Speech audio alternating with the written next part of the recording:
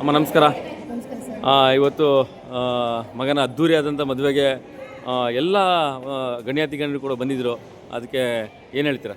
Sir, ಎಲ್ಲರೂ ಪ್ರೀತಿ, ಸಹಕಾರ, ಸಹಾಯ, ಈ ನಾಡಿನ ಜನರು ನನ್ನ ಮೇಲೆ ಇದ್ದಂಥ ಗೌರವ ನಾನು ಯಾವತ್ತೂ ಮರೆಯೋಕ್ಕಾಗಲ್ಲ. ಈ ಪ್ರೀತಿಗೆ ನಾನು ಚಿರಋಣಿ. ಇಲ್ಲಿ ನಾನು ಒಂದು ಮಾತಿಗೆ ಎಲ್ಲ ಸೈಡಿಂದ ಬಂದವರು ಅಂದರೆ ನಾನು ಅದೃಷ್ಟವಂತೇನೆ. ಯಾಕೆ ಅಂದರೆ ಈ ಥರ ಸಹಕಾರ ಕೊಟ್ಟವರು ಭಾಳಷ್ಟು ಜನ ಇದ್ದಾರೆ. ಈ ಒಂದು ಇದಕ್ಕೆ ಜನಪರ ಸಾಹಿತ್ಯ ಮಹೇಶ್ ರಾಜ್ಯಾಧ್ಯಕ್ಷರು ಕೂಡ ನನಗೆ ಪ್ರೋತ್ಸಾಹ ಕೊಟ್ಟು, ಬೆಂಬಲ ಕೊಟ್ಟು, ಸಹಕಾರವಾಗಿ ಸ್ಫೂರ್ತಿಯಾಗಿದ್ದಾರೆ. ಅವ್ರಿಗೆ ಯಾವಾಗಲೂ ನಾನು ಚಿರಋಣಿ ಹೇಳೋಕ್ಕೆ ಇಷ್ಟಪಡ್ತೀನಿ. ನನ್ನ ಮಗನಿಗೆ ಹೆಚ್ಚು ಅಮ್ಮ ನೀವೇನು ಯೋಚನೆ ಮಾಡಬೇಡಿ, ಈ ಮ್ಯಾರೇಜೆಲ್ಲ ನನ್ನ ಹ್ಯಾಂಡ್ ಓವರೆಲ್ಲ ನೋಡ್ಕೊಳ್ತೀನಿ, ನೀವು ಆರಾಮಾಗಿರಿ ಅಂತ ಹೇಳಿ ನನಗೆ ಒಂದು ಸಹಕಾರ ಕೊಟ್ಟಂಥ ವ್ಯಕ್ತಿಗಳು, ಬಂದಂಥ ವ್ಯಕ್ತಿಗಳು ಯಾರೇ ಬಂದರೂ ಅವ್ರಿಗೆ ಧನ್ಯವಾದ ತಿಳಿಸ್ತಿದ್ದೀನಿ. ನಾನು ಚಿರಋಣಿ ಸರ್. ಓಕೆ, ಮುದ್ದಿನ ಸೊಸೆ ಹೆಸರು ಪದ್ಮಾವತಿ. ಯಾಕೆ ನಮ್ಗೆ ಗೊತ್ತಿದೆ, ನಿಮ್ಮ ಬಾಯಲ್ಲಿ ಹೇಳಿ ಅಂತ. Padmavati. Okay okay okay sir, ಮುದ್ದಿನ ಸೊಸೆ ಹೆಸರು ಪದ್ಮಾವತಿ.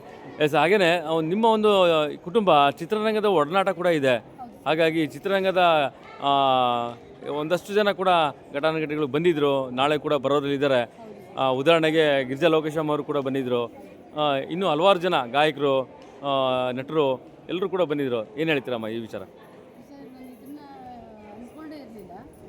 ನಾನೇನೋ ಅವರಲ್ಲಿ ಒಂದು ಚಿಕ್ಕ ಪರಿಚಯ ಅಷ್ಟೇ. ಆ ಒಂದು ಪ್ರೀತಿಗೆ ಎಲ್ಲರೂ ಬಂದವರಿಂದ ಎಲ್ರಿಗೂ ನಾನು ಚಿರಋಣಿ ಸರ್. ಅಲ್ಲ, ಯಾರು ಬೇಕಾದ್ರೆ ಕರೆಸ್ಬೋದು, ಗಿರಿಜಾ ಲೋಕೇಶಮ್ಮನ ಕರೆಸೋದು ಭಾಳ ಕಷ್ಟ, ನನಗೆ ಗೊತ್ತಿದೆ. ಹಾಗಾಗಿ ಹೌದು ಸರ್. ನೋಡಿ, ಕಲಾವಿದರು ಅಂದರೆ ಗೌರವ ಇದೆ. ಅವರು ಕಲಾವಿದರು ಬಂದು ವೇದಿಕೆ ಮೇಲೆ ಎಲ್ಲರಿಗೂ ಸ್ಫೂರ್ತಿ ಕೊಡ್ತಿದ್ರು. ಇವತ್ತು ನನ್ನ ಮಗನಿಗೆ ಎಲ್ಲರೂ ಸಹಕಾರ ಸ್ಫೂರ್ತಿಯಾಗಿ ಎಲ್ಲರೂ ಬಂದಿರೋ ಕಲಾವಿದರಿಗೆ ನಾನು ಧನ್ಯವಾದ ತಿಳಿಸ್ತೀನಿ. ಹಾಗೆಯೇ ಒಂದು ಸಣ್ಣ ಸಾರ್ವಜನಿಕರಿಂದ ವಿ ಐ ಪಿ ಕೂಡ ಬಂದಿದ್ದರು.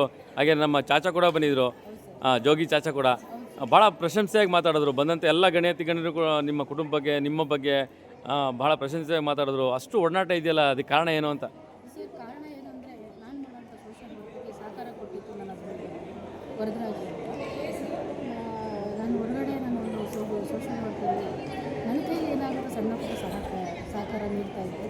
ಆ ಜಾಗದಲ್ಲಿ ನನಗೆ ಸ್ಫೂರ್ತಿಯಾಗಿ ನನ್ನ ಕೈ ಹಿಡಿದು ನಡೆಸಿದಂಥ ನನ್ನ ಯಜಮಾನರಿಗೆ ಎಷ್ಟು ಧನ್ಯವಾದಗಳು ಹೇಳಿದ್ರು ಸಾಲಲ್ಲ.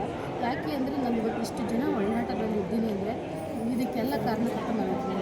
ಯಾಕೆ ಅಂದರೆ ಅದನ್ನು ಹೇಳ್ಬಿಡ್ತೀನಿ, ನೀವು ಕೇಳೋಕ್ಕೆ ಮುಂಚೆ ಇಷ್ಟು ಕಡೆ ನಾನು ಓಡಾಡ್ತಾ ಇದ್ದೀನಿ, ಇಷ್ಟು ಜನ ಸಂಪರ್ಕ ನನಗಿದೆ ಅಂದರೆ ಇದಕ್ಕೆ ಕಾರಣ ನನ್ನ ಯಜಮಾನ. ಯಾಕಂದರೆ ಇಷ್ಟು ಫ್ರೀಯಾಗಿ ನಾನು ಹೊರಗಡೆ ಬಿಟ್ಟು ನಾನು ಎಲ್ಲರ ಪ್ರೀತಿ ಗೆದೆಯಾಗಿ ಮಾಡಿತ್ತು ನನ್ನ ಯಜಮಾನ. ಇದೆಲ್ಲ ಕ್ರೆಡಿಟ್ ಅವ್ರಿಗೆ ಹೋಯ್ತು.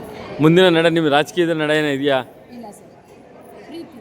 Okay, thank you. ಒಂದು ನಿಮಿಷ. ಹಾಗಾಗಿ ರಾಜಕೀಯ ನಡೆ ಏನೋ? Okay okay.